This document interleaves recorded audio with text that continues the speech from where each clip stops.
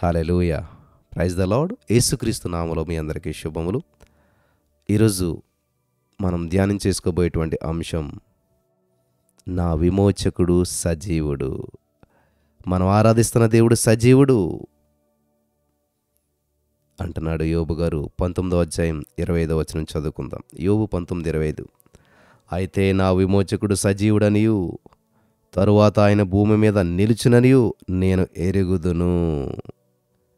స్తోత్రం దేవా. ఈరోజు యొక్క వాక్యపు వెలుగులో నడిపించి బలపరిచి విత్తబడిచిన వాక్యపు విత్తనాలు వ్యర్థం కాకుండా ప్రతి హృదయంలో నాటబడి నూరంతల పంట అనుభవించడానికి కృప చూపించమని యేసుక్రీస్తు నామములో ప్రార్థించి నమ్మే పొందుకుని ఉన్నాం తండ్రి, ఆమేన్. ప్రియులారు, జాగ్రత్తగా గమనించాలి. జీవితంలో అన్నీ కోల్పోయాడు. ఎంతో నష్టం, ఎంతో కష్టం, భయంకరమైనటువంటి శ్రమలు. ఇటువంటి పరిస్థితుల్లో ఆయన చెప్తున్న మాట, ఎందుకు దేవుడు నాకు ఈ అన్యాయం చేశాడు, ఎందుకు నాకు ఈ శ్రమ, ఎందుకు నాకు ఈ బాధ అనవలసినటువంటి వ్యక్తి, నా విమోచకుడు సజీవుడు, ఆయన నిలుస్తాడు, నేను ఎరుగుదును అని ఇంత క్లిష్ట కష్ట పరిస్థితుల్లో, శ్రమల్లో దేవుని గురించి గొప్పగా చెప్తున్నాడు. యేసుక్రీస్తు ప్రభువారు మరణాన్ని జయించి లేచాడు. అందుకనే మనం ఏమంటాం తెలుసా? మరణమా నీ ముల్లెక్కడా అని విజయఘోష చేయుచున్నాం. ఆయన పాతాళను జయించి పునరుత్థానుడై లేచాడు. కాబట్టి పాతాళమా నీ విజయం ఎక్కడా అని చెప్పి మనం అడుగుచూ ఉన్నాం. ఆయన శత్రువుని జయించి లేచాడు కాబట్టి శత్రు బలమంతటి మీద మనము అధికారం పొందుచున్నాం. ఆమేన్. ఈ ప్రపంచంలో మనం గమనించినట్లయితే వేలాది మంది మత సంస్థాపకులు ఉండొచ్చు, తత్వజ్ఞానులు ఉండొచ్చు, కానీ ఎవరు కూడా మరణించి సజీవులుగా లేపబడలేదు, లేవలేదు. వారంతా కూడా మరణించారు, మట్టిలో మాయమైపోయారు. అయితే యేసుక్రీస్తు ప్రభువారు ఒక్కడు మాత్రమే సజీవుడిగా లేచాడు. ఈరోజు కూడా జీవిస్తూ ఉన్నాడు. కాబట్టి క్రైస్తవ్యం అంటే జీవం ఉన్నటువంటిది. క్రైస్తవ్యంలో జీవం ఉంది, శక్తి ఉంది. ఇతర మార్గాల యందు పునరుత్థాన నిరీక్షణ లేదు. వారిలో ఎవరైనా సరే చనిపోతే దహనం చేస్తారు, పాతిపెడతారు. కానీ క్రైస్తవ్యంలో మనం గమనించినట్లయితే యేసుక్రీస్తు సజీవుడై లేచాడు కాబట్టి పునరుత్థాన నిరీక్షణ మనకు ఉన్నది. ఆయన నిశ్చయత మనకిచ్చాడు. కాబట్టి మనం చనిపోయిన వారిని విత్తుచూ ఉన్నాం. విత్తనాన్ని భూమిలో పాతినట్లయితే ఒక నిరీక్షణ ఉంటుంది. ఈ విత్తనం మొలకెత్తుతుంది, తిరిగి మళ్ళా ఫలిస్తుందని. అలాగే క్రైస్తవులు సమాధి చేయబడరు, క్రైస్తవులు నాటబడతారు, క్రైస్తవులు విత్తబడతారు. ఆదికాండం 5వ అధ్యాయంలో మనం చూసినట్లయితే ఆదాము వంశవాళి ఉంది. ఆదాము చనిపోయాడు, అమ్మమ్మ గారు చనిపోయిందని చెప్పి మరణాన్ని గురించి మాట్లాడబడుతుంది అక్కడ. కానీ యేసుక్రీస్తు ప్రభువారు పునరుత్థానుడై లేచాడు. యేసు ప్రభువారు నేడు కూడా జీవిస్తున్నాడు. ఆయన శక్తి పునరుత్థాన శక్తి. ఒకసారి ఒక సేవకుడు ఒక చర్చిలో ప్రసంగించడానికి ఆహ్వానించబడ్డాడంట. ఎన్నో గ్రామాల గుండా అక్కడికి వెళ్ళినప్పుడు వారి యొక్క పేదరికము, సమస్యలు, పోరాటాలు, నిరుద్యోగ పరిస్థితులు ఆ సేవకుని హృదయాన్ని బద్దలు చేసేయంట. ప్రభువా, ఈ ప్రజలకు నీ సలహా ఏమిటి అనంటే మొట్టమొదటిసారిగా దూరం నుంచి ఆ చర్చిని తేరి చూసినప్పుడు పెద్ద అక్షరాలు కనబడ్డాయంట ఆ సేవకుడికి. అవేంటంటే, నా విమోచకుడు సజీవుడు. ఆ మాటలు ఈ సేవకుడు ఉచ్చరించడం మొదలుపెట్టాడంట. ఎప్పుడైతే ఆ మాటలు పలకటం మొదలుపెట్టాడో ఈ యొక్క దేవుని సేవకుల్లోనికి గొప్ప శక్తి దిగటం గ్రహించగలిగాడంట. నా విమోచకుడు సజీవుడని ఘోషించినటువంటిది పాత నిబంధనలో భక్తుడైన యోబు. అతని వలె శ్రమల గుండా దాటి వెళ్ళినటువంటి వారు పరిశుద్ధ గ్రంథంలోనే లేరు. యోబు వంటి శ్రమలు అనిపించినటువంటి వారు 66 గ్రంథాలైన బైబిల్లో ఎవ్వరకు కూడా అన్ని శ్రమలు లేవు. యోబు అనిపించినటువంటి శ్రమలు అనుభవించినట్లుగా పరిశుద్ధ గ్రంథంలో ఇంకెవరికి లేవు. ఒకే దినాన 10 మంది బిడ్డలు కోల్పోయాడు, ఆస్తిపాస్తులు కోల్పోయాడు, శరీరం అంతా ఘోరమైన వ్యాధి, కురుపులు. అంతేకాదు, దేవుని దూషించి చనిపో, మరణం కమ్మని చెప్పి తన భార్య సలహా ఇచ్చింది. సొమ్మసిల్లిపోయి దుఃఖసాగరంలో మునిగిపోయినప్పుడు హఠాత్తుగా దేవుడు దర్శనమిచ్చాడు. సజీవుడైన తన విమోచకుని యోబు ముఖాముఖిగా చూసి పరవశమైపోయాడు. ఈ రోజున మీ పరిస్థితి గందరగోళంగా ఉందా? దుఃఖసాగరంలో మునిగి తేలుతూ ఉన్నారా? అయితే యోబు గ్రంథం 19 అధ్యాయం 23, 24 వచనాలు చదివినట్లయితే, నా మాటలో వ్రాయబడవలనని నేనెంతో కోరుచున్నాను, అవి గ్రంథంలో వ్రాయబడవలనని నేనెంతో కోరుచున్నాను. అవి ఇనుప పొగరుతో బండ మీద చెక్కబడి సీసముతో నింపబడి నిత్యము నిలవలనని నేనెంతో కోరుచున్నాను అంటున్నాడు యోబు గారు. ఈ వాక్య భాగంలో యోబు ప్రభుకు పెట్టినటువంటి పేరు విమోచకుడు. నా విమోచకుడని హక్కుపూర్వకంగా సొంతం చేసుకున్నాడు యోబు. దేవుని గురించి మాట్లాడుతూ నా విమోచకుడు. యేసుప్రభు విమోచకుడని నమ్ముతారు, కానీ నీ విమోచకుడని నమ్ముతున్నావా? నీ అప్పు నుంచి విమోచించేవాడని నమ్ముతున్నావా? నీ నిరుద్యోగ సమస్య నుంచి విమోచించేవాడని నమ్ముతున్నావా? నీకున్న దుఃఖం నుంచి, నీకున్న ఆర్థిక సమస్యల నుంచి, నీకున్న పేదరికం నుంచి నేను విమోచిస్తాడని నువ్వు నమ్ముతున్నావా? ఇదే ప్రాబ్లం ప్రతి వారితోటి. దేవుడు గొప్పోడండి, దేవుడు మంచోడండి. ఎస్, నీ జీవితంలో మంచి చేస్తాడని నమ్ముతున్నావా? నీ జీవితంలో ఉన్న సమస్య నుంచి విడిపిస్తాడని నమ్ముతున్నావా? నీ కుటుంబంలో గొప్ప కార్యం దేవుడు చేయగలడని నమ్ముతున్నావా?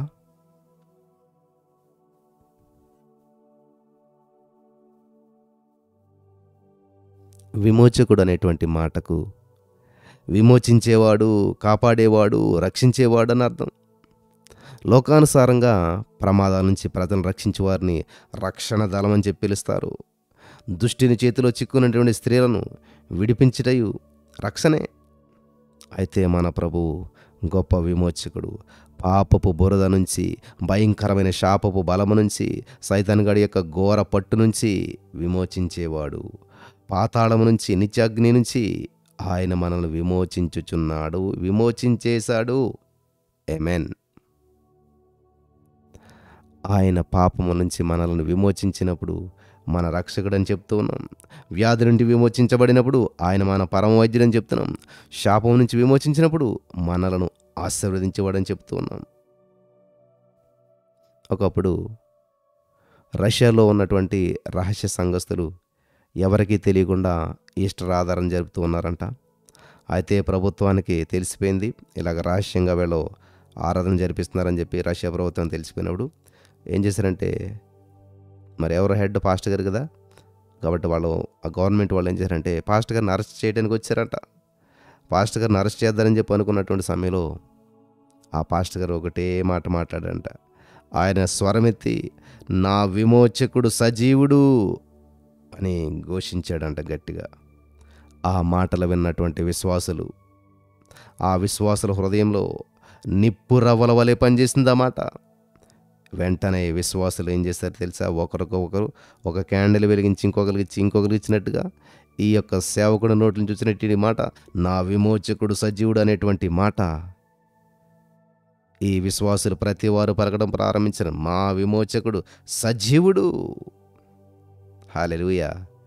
పక్కనున్న విశ్వాసులు, ఊర్లో ఉన్న విశ్వాసులు, గ్రామంలో ఉన్న విశ్వాసులు, ఆ దేశంలో ఉన్న విశ్వాసులు మొత్తం ఒకరు వేరు, 10 మంది వేరు, 1,00,000 మంది వేరు, 1,00,00,000 మంది వేరు, ఇంతమంది నా విమోచకుడు సజీవుడు అనేటువంటి గోస ఆ పట్టణం అంతా నింపేశారంట. ఆ మాటల ద్వారా గొప్ప ఉద్యోగం కలిగిందంట. Amen, amen. Thank you Jesus. Hallelujah. వింటున్నారా? ఆ ఒక్క మాటతోటే గొప్ప ఉద్యోగం పట్టణం అంతా కూడా. నాశనం చేసేటువంటి బలంతో నిండినటువంటి శక్తులు గలవు, కానీ బ్రతికించడానికి శక్తి గలవాడు ఒక్కడే. ఆయనే సజీవుడైనటువంటి లేచినటువంటి యేసుక్రీస్తు ప్రభువారు. యేసుక్రీస్తు ఎందు నిమిత్తం చనిపోయాడు, ఎందు నిమిత్తం తిరిగి లేచాడు? మృతులకును సజీవులకును ప్రభు అయ్యుండుటకు. గమనించాలి, ఇందు నిమిత్తమే కదా క్రీస్తు చనిపోయి మరలా బ్రతికను. రోమా 14:9. హల్లెలూయా. దేవునికి స్తోత్రం కలుగును గాక. ప్రియులారా, 4 పాయింట్లు నేను చెప్తాను, రాసుకునే వాళ్ళు రాసుకోండి. నెంబర్ 1, యేసుక్రీస్తు ప్రభువు ఎందుకు చనిపోయాడు, ఎందుకు సజీవుడే లేచాడంటే, నెంబర్ 1, సంపూర్ణంగా రక్షించుటకు. ఆమేన్. ఎలాగండి? సంపూర్ణంగా రక్షించడానికి. ఈయన తన ద్వారా దేవుని యొద్దకు వచ్చినటువంటి వారి పక్షముగా విజ్ఞాపన చేయుటకు నిరంతరము జీవించుచున్నాడు. కాబట్టి వారిని సంపూర్ణంగా రక్షించుటకు శక్తిమంతుడై ఉన్నాడు. హెబ్రీ 7:25. సంపూర్ణంగా శక్తిమంతుడై ఉన్నాడంట. చనిపోయినటువంటి యేసుక్రీస్తు ప్రభువు ఇక మరణించాడు. ఆయన యూదా గోత్రపు సింహంగా లేచాడు. ఆయన ఎల్లప్పుడూ సజీవుడని ఈ యొక్క వాక్యం మనకు తెలియజేస్తూ ఉంది. ఏంటంటే ఎల్లప్పుడూ సజీవుడు. దేవునికి స్తోత్రం కలుగును గాక.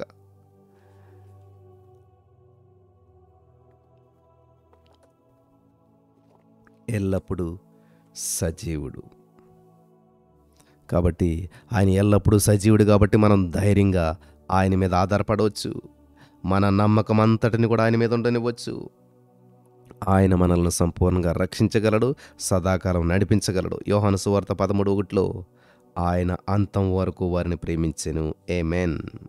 కీర్తన 48:14 చదివినట్లయితే అంతం వరకు నిలబెట్టే దేవుడు మన దేవుడు. ఈ దేవుడు సదాకాలం మనకు తోడై ఉన్నాడు. మనము మరణం వరకు ఆయన మనల్ని నడిపించును. ఆమేన్. Thank you Jesus. ఒక మనుషుడు పుట్టినప్పుడు అతనికి తల్లిదండ్రి, సోదర సహోదరులు, అన్నదమ్ములు అందరూ ఉండొచ్చు. ఎదిగినప్పుడు స్నేహితులు ఉండొచ్చు. వివాహమైనప్పుడు భార్య బిడ్డలు ఉండొచ్చు. అయితే అతనితో అంతం వరకు కూడా, అనగా నిత్యత్వం వరకు ఉండేది ఎవరు? ఎవరు ఎవరు ప్రభువైన యేసుక్రీస్తు వాగ్దానాన్ని చూడండి. మత్తయి సువార్త 28:20 చూసినట్లయితే, ఇదిగో నేను యుగ సమాప్తి వరకు సదాకాలం మీతో ఉన్నాను.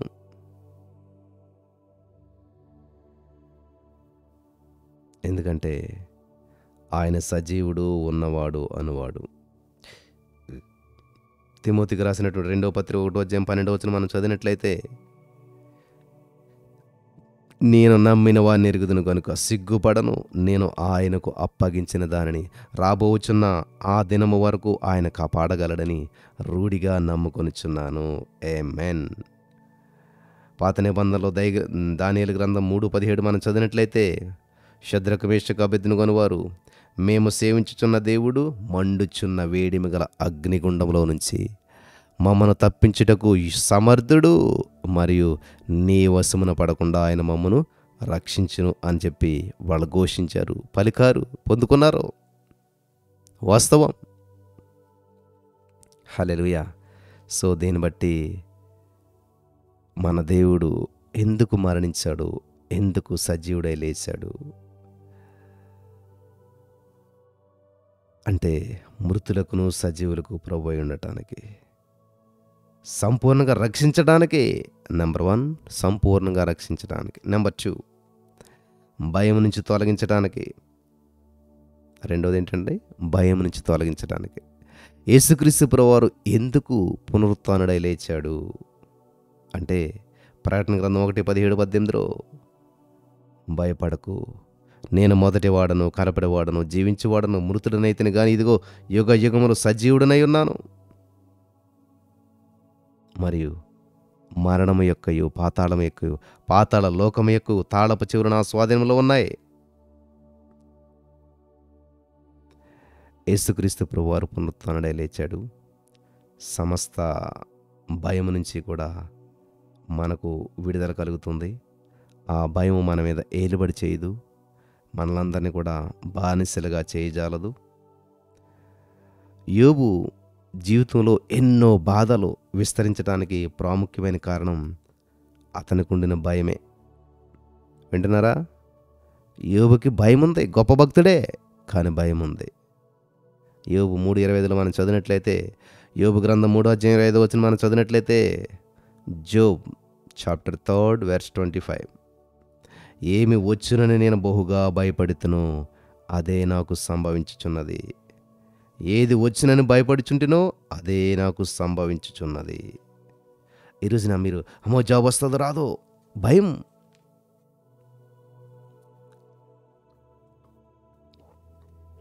అమ్మో ఇది సక్సెస్ అవుతుందో అవదో, అమ్మో ఇదేమవుతుంది, ఇలా భయం భయం భయం. ఏది జరుగుతుందో, ఏది సంభవిస్తుందని భయపడుతుంటుంటాం. అదే మన జీవితంలో సంభవిస్తుంటుంటాయి. కాబట్టి ఈ రోజున ఈ మాటలు వింటున్న నా ప్రియమైనటువంటి సహోదరి, పరిశుద్ధాత్మ దేవుడు నీతో మాట్లాడుతున్నాడు. ఈ రోజున భయపడొద్దు, భయపడొద్దు. నీ భయాన్ని తొలగించడానికే యేసుక్రీస్తు ప్రభువు సజీవుడిగా లేచాడు. ఆనాడు శిష్యులు పొంగుచున్న సముద్రాన్ని, గాలిని చూసి భయపడినప్పుడు యేసు వారిని చూసి, మత్తయి సువార్త 8:26 అల్ప విశ్వాసులారా ఎందుకు భయపడుచున్నారు అని చెప్పి గాలిని, సముద్రాన్ని గద్దించి మిక్కిలి నిమ్మలమైను. నా విమోచకుడు సజీవుడై ఉన్నాడు. యేసుక్రీస్తు ప్రభువారు తిరిగి లేచిన సంగతిని ఎరుగక శిష్యులు యూదులకు భయపడి తాము కూడుకొని ఉన్న ఇంటి తలుపులు మూసుకొని ఉండగా ఆయన వచ్చి వారి మధ్య నిలిచి మీకు సమాధానము కలుగునుగాక అన్నాడు. యోహాను సువార్త 20:19 ప్రియులారా, సామెతల గ్రంథం 29:25 చూసినట్లయితే భయపడుట వలన మనుషులకు ఉరి వచ్చును, యెహోవా యందు నమ్మకించి వారు సురక్షితంగా ఉంటారు. చూడండి, భయపడితే ఊరి వస్తుందంటండి. భయపడటం వల్ల ఊరి వస్తుందంట. యెహోవా యందు నమ్మకం ఉంచి వారు సురక్షితంగా ఉంటారు.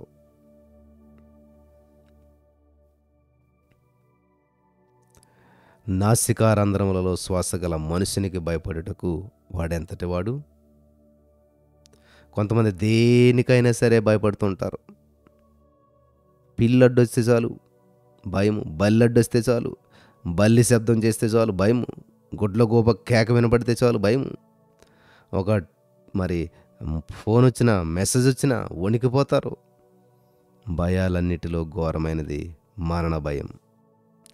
అనేకుల మరణ వేదనలో, అనేకుల మరణ వేళల్లో మనం చూసినట్లయితే రక్షించబడకుండా పాపంలో జీవించి మరణించినటువంటి వారు ఆఖరి నిమిషం ఎంతో వేదన చెందుతారు. అయితే ప్రభు పునరుత్థానాన్ని మరి మనం గమనించినట్లయితే యేసు ప్రభు వారు పునరుత్థానమును జీవమునై ఉన్నాడు. చనిపోయిన లాజరును, చనిపోయిన విధవరాలి కుమారుణ్ణి, యాయిరు కుమార్తెను సజీవునిగా లేపాడు. అంతేకాదు, బ్రతికి నా యందు విశ్వాసం ఉంచి ప్రతివాడు ఎన్నటికి చనిపోడని యోహాను సువార్త 11:29 దేవుడు వాగ్దానం చేశాడు. యేసుక్రీస్తు ప్రభువారు మరణం యొక్క అధిపతిని తన మరణం ద్వారా గెలిచి వాని చేతిలో నుండి మరణము, పాతాళ లోకం యొక్క తాళపు చెవులను లాక్కొన్నాడు. కాబట్టి ఎటువంటి మరణ భయము మనల్ని సమీపింపజాలకూడదు. కీర్తన 23:4 ఏముంటుంది? గాఢాంధకారపు లోయలో, అంటే మరణపు లోయలో నేను సంచరించిన కానీ నేను భయపడను, మరణాన్ని జయించిన యేసుక్రీస్తు నాతో కూడా ఉన్నాడు. ఆమేన్, హల్లెలూయా. సో 2 పాయింట్లు అయిపోయాయి మనకి. ఎందుకని యేసుక్రీస్తు ప్రభువారు చనిపోయాడు, ఎందుకని తిరిగి లేచాడంటే, నెంబర్ 1 మొట్టమొదటిగా సంపూర్ణంగా మనల్ని రక్షించడానికి, నెంబర్ 2 భయాన్ని తొలగించడానికి, నెంబర్ 3 విజ్ఞాపన చేయుటకు. రోమాపత్రిక 8:34 మనం చదివినట్లయితే, మృతులలో నుండి లేచిన వాడును, దేవుని కుడి పార్శ్వమున ఉన్నవాడును, మన కొరకు విజ్ఞాపనమును చేయువాడును ఆయనే. పునరుత్థానుడైనటువంటి యేసుక్రీస్తు ప్రభువారు పరలోకానికి వెళ్ళినా కానీ మనల్ని మరిచిపోలేదు. దేవదూతల ఆరాధనలో నిమగ్నమైన, ఈ లోకాన్ని గురించినటువంటి ఆలోచన లేనివాడై ఉండలేదు ప్రియులారా. ఆయన పునరుత్థానుడై 40 దినములు శిష్యులకు కనబడిన తరువాత మార్కు 16:19 దేవుని కుడి పార్శ్వమున ఆసీనుడయ్యెను. ఎందు నిమిత్తం? మన పక్షాన మాట్లాడటానికి, విజ్ఞాపన చేయటానికి ఆయన నేడు కూడా సజీవుడై ఉన్నాడు. హెబ్రీ పత్రిక 4:15-16 చదివినట్లయితే, మన ప్రధాన యాజకుడును మన బలహీనతల యందు మనతో సహానుభవం లేనివాడు కాడు గాని సమస్త విషయంలోనూ మన వలె శోధించబడినను ఆయన పాపం లేనివాడుగా ఉన్నాడు. కాబట్టి మనము కనికరింపబడి సమయోచితమైన సహాయం కొరకు కృప పొందినట్లు ధైర్యముతో కృపాసనమునొద్దకు చేరుదము. గమనించాలి ప్రియులారా, చాలా అద్భుతమైన విషయాలను పరిశుద్ధాత్మ దేవుడు ఈరోజు మనకి తెలియజేస్తూ ఉన్నాడు. ఒక దేవుని బిడ్డ పాపం చేసినప్పుడు అతని కొరకు పునరుత్థానుడైన యేసుక్రీస్తు ప్రభువారు చెప్పనాసక్యంగాని నిట్టూర్పులతో విజ్ఞాపన చేస్తూ ఉన్నాడు. 1 యోహాను 2:1 ఎవడైనను పాపం చేసిన యెడల నీతిమంతుడైన యేసుక్రీస్తు అను ఉత్తరవాది తండ్రి యొద్ద మనకున్నాడు. మత్తయి సువార్త 3:10, లూకా 13:7-8 ప్రకారం ఫలించని పరిస్థితిలో మనం ఉండగా యేసుక్రీస్తు మన పక్షంగా మాట్లాడి మన ఆయుష్కాలాన్ని పొడిగిస్తూ ఉన్నాడు, ఫలించుటకు ప్రేరేపిస్తూ ఉన్నాడు. ఆమేన్. నా ప్రియమైనటువంటి సహోదరి స్నేహితులారా,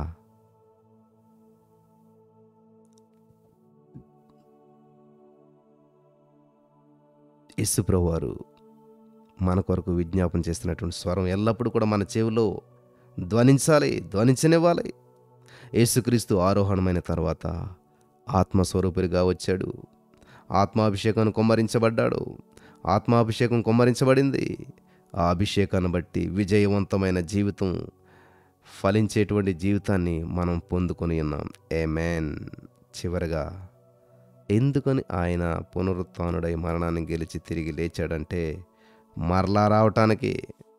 4వ విషయం మరలా రావటానికంట. యోహాను సువార్త 19:25 ప్రకారం యేసు ఎందుకు పునరుత్థానుడై లేచాడు, ఎందుకు తండ్రి కుడి పార్శ్వన ఆసీనుడై ఉన్నాడు అంటే ఆయన మరలా రావటానికి. ఆయన నేడు కూడా జీవిస్తున్నాడు. తర్వాత అనగా అంత్యదినమున ఆయన భూమి మీద నిలిచిన నెరరుగుదును. ఇది భక్తుడైన యోబు యొక్క నిరీక్షణ. యోబు 19:25లో మన యేసుక్రీస్తు రాకడ కొరకు ఆశతో ఎదురు చూస్తూ ఉన్నాం. యేసుక్రీస్తు రాకడకు సంబంధించిన గుర్తులు నెరవేర్చు ఉన్నాయి. ప్రవచనాలు నెరవేరుతూ ఉన్నాయి. యుగ సమాప్తికి మనం సమీపిస్తూ ఉన్నాం. లోక నాశనాన్ని శాస్త్రవేత్తలు భయముతో ఎదురు చూస్తూ ఉన్నారు. మన యేసుక్రీస్తు రాకడను ఆశతో ఎదురు చూస్తూ ఉన్నాం. ఆర్భాటముతోనూ ప్రధాన దూత శబ్దముతోనూ దేవుని బోరతోనూ పరలోకం నుంచి ప్రభువు దిగి వచ్చును. 1 తెస్సలోనిక 4:16. యేసుక్రీస్తు ప్రభువు వచ్చినప్పుడు సమాధుల్లో ఉన్నవారు దేవుని స్వరం విని సజీవులై లేస్తారంటండి. మరోవైపు సజీవులంగా ఇంకా బ్రతికే ఉన్న మనము రూపాంతరం చెందుతాం. మన శరీరాలు మట్టి శరీరాలు పోయి మహిమ శరీరాలు ధరించుకుంటాం. రూపాంతరం చెంది ఆయన యొద్దకు మనం అంతా కూడా కొనిపోబడతాం. యెహెజ్కేలు గ్రంథాన్ని మీరు చదివినట్లయితే 37వ అధ్యాయంలో ఎండిన ఎముకలు సజీవమై గొప్ప సైన్యంగా మారిపోయినట్లుగా మనము కూడా సజీవులమైపోయి గొప్ప సైన్యాలుగా మారిపోతాం. రోమపత్రిక 8:11 ప్రకారం మృతుల నుండి యేసుని లేపిన వాని ఆత్మ మీలో నివసించిన ఎడల మృతులలో నుండి యేసుక్రీస్తు యేసుని లేపినవాడు చావునకు లోనైనటువంటి మీ శరీరాలను కూడా మీలో నివసించుతున్న ఆత్మ ద్వారా జీవింపచేయును. రోమ 8:11. అవును, మన విమోచకుడు సజీవుడు. హల్లెలూయా. అర్థమైందా? ఈ 4 పాయింట్లు ఒకసారి గుర్తు చేసుకుందామా? ఎందు నిమిత్తం క్రీస్తు చనిపోయి మరలా బ్రతికాడంటే, ఎందుకని యేసు ప్రభువు పునరుత్థానుడయ్యాడంటే నిన్ను నన్ను సంపూర్ణంగా రక్షించడానికి, నీలో నాలో ఉన్న భయాన్ని తొలగించడానికి, అలాగే నీ కొరకు నా కొరకు నిరంతరం విజ్ఞాపన చేయటానికి, చివరిగా మరలా తిరిగి రావటానికి. హల్లెలూయా. కాబట్టి ఈరోజు నీ మాటలు వింటున్న ప్రియమైనటువంటి సహోదరి స్నేహితులారా, పరిశుద్ధాత్మ దేవుడు